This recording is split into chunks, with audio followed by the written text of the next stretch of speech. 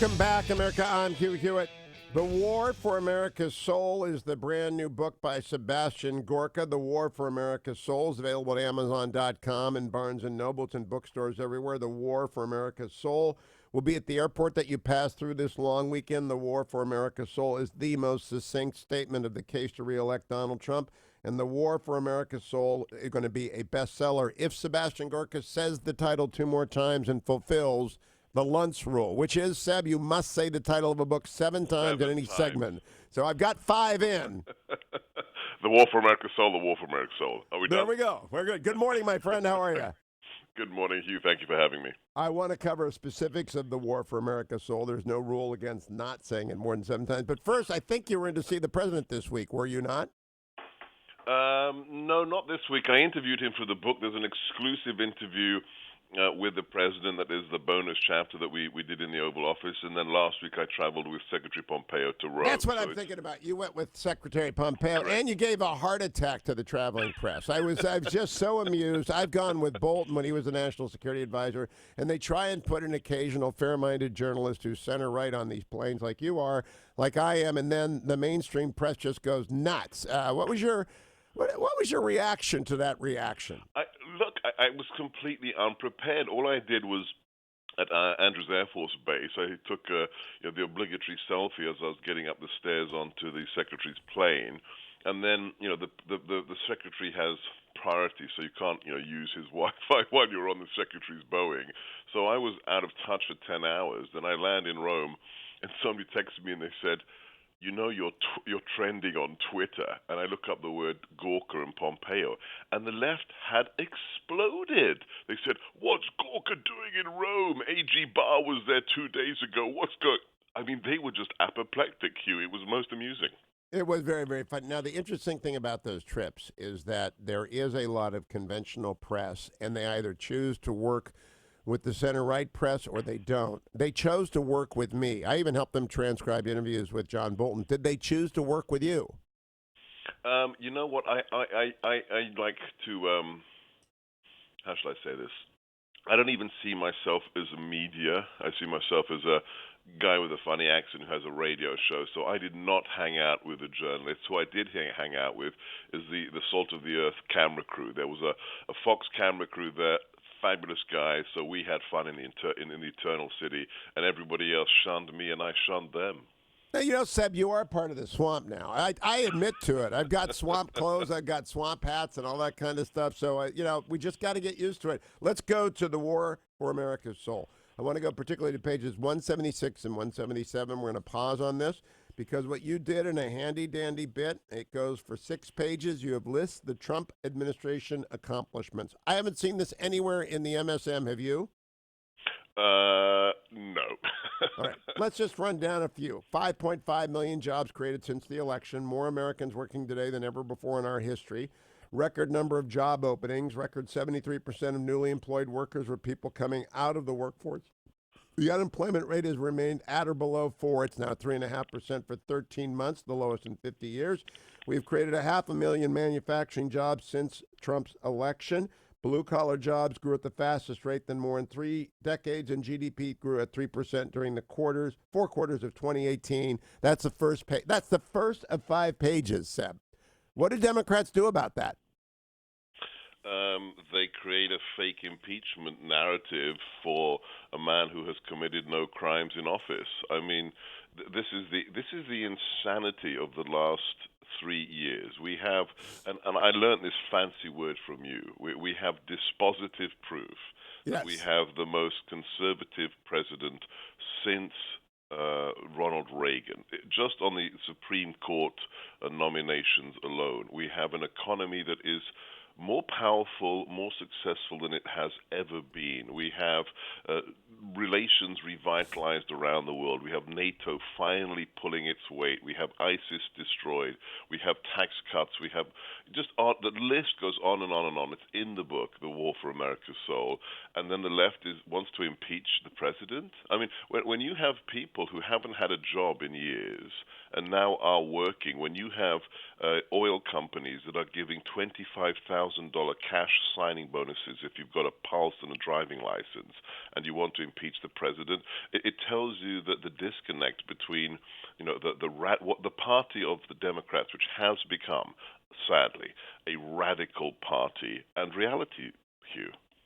Now, I want to go back to page 2 of the 5 pages in The War for America's Soul and do this.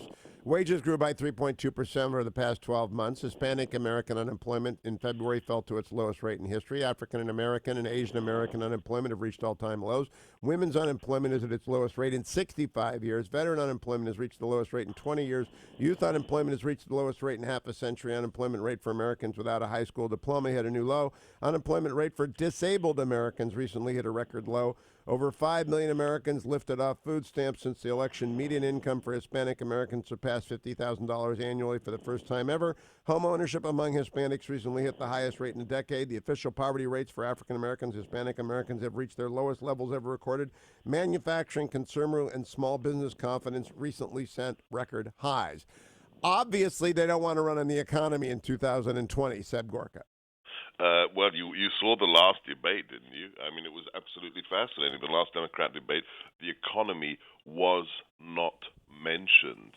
Why is that? Because they can't discuss it. Instead, and this is again another more dispositive proof that they've lost touch with reality.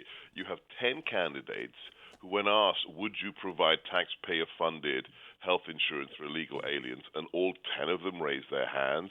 That's not going to go down well in Scranton, Pennsylvania. That's not going to go down well in Youngstown, Ohio. But again, you know better than I. You were there in the studio on November the 8th, surrounded by the mainstream media. Have they recovered since then, Hugh? No, if there was a concussion protocol for the media, we'd still all be in it. Let me play for you last night, Joe, our friend Beto O'Rourke, on with Don Lemon doing their LGBTQ forum. Beto O'Rourke said this. I'm giving this to you as a gift for later in the day when you're raising money like I am for Alliance Defending Freedom. Here's Beto O'Rourke last night. Do you think religious institutions like colleges, churches, charities, should they lose their tax-exempt status if they oppose same-sex marriage? Yes.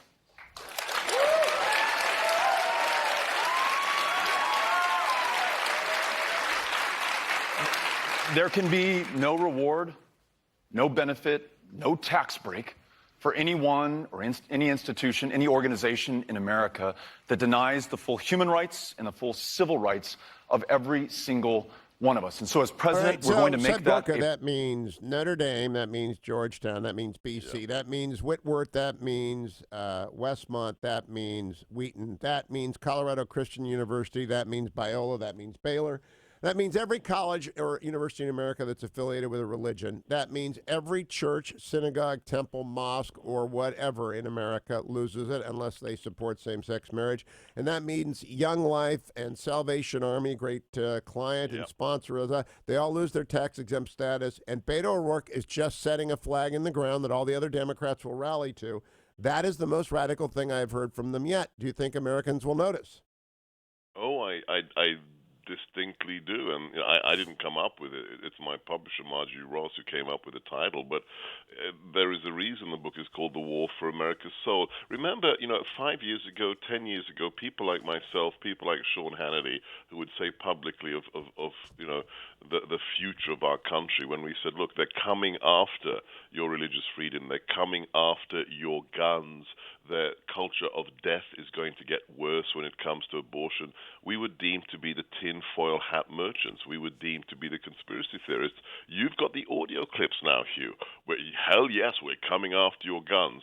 The butcher of Richmond, Ralph Northam, saying, after the baby's born, that's when the mother and the doctor will decide whether it gets to live. These are frightening times in America, Hugh. Now, I also want to tell people, if you want to defend your church, your college, go to Alliance Defending Freedom banner at the top of HughHewitt.com or at the top of SebGorka.com, or you can call 866-700-1060. If they're going to come after every Christian college, university, parachurch organization, charity, and church, get in the fight, and ADF will lead that. Now, Seb, in The War for America's Soul, you interview Victor Davis Hanson and Conrad Black. You picked two people. Why those two? Without a doubt, I believe Victor Davis Hanson is the greatest conservative and strategic mind we have in America today. a man whose range, a truly Renaissance man who can lecture you on the use of agriculture during the Roman Empire, or the extent of the deep swamp today, the deep state today, and Morton Blackwell, Lord Black, because he is a man who also is a man of letters, a historian, has written incredible books about American presidents, but also fascinatingly, as one of the most successful businessmen in our hemisphere, has negotiated with Donald Trump as a businessman. So he can put the man in context historically, but also talk about him in terms of his pragmatic approach to the world's problems that we face today. So, I was blessed to be able to interview both of them, and they give a fantastic perspective on why it had to be a rank outsider in 2016 that was elected the President of the United States. And when I interview Sebastian Groka, I always love when he says Renaissance man. It's always that Oxbridge thing that leaks in. Renaissance. He called me a chappie on his show last week, so I always get a little bit of my Anglophile. Solid chappie. A solid chappie. Now, let's close with Brexit, because this is not part of the war for America's soul. But this morning it appears that the EU and Ireland is crumbling, and that they want a deal, and that Boris Johnson has done what Donald Trump does, which is walk right up to the line where it falls apart and then get a deal. Do you think there's going to be a deal? Oh, my gosh. I dearly hope so.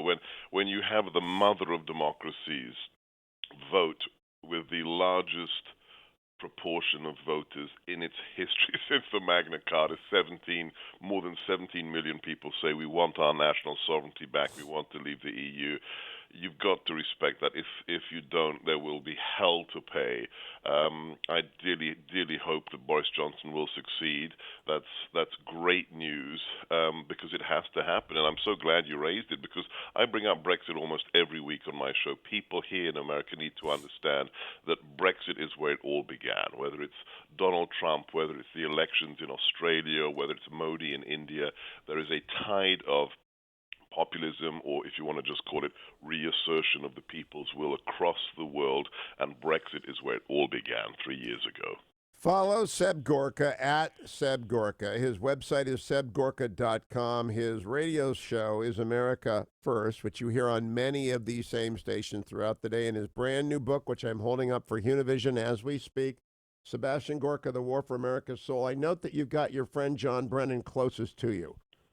In this no, it is. John Brennan's right there with you. In a mugshot. But John Brennan and Seb Gorka, they go together like, apple pie and ice cream. That's what I think. Like oil and water. There you go. Seb Gorka, good to talk to you. Thank you, my friend. Congratulations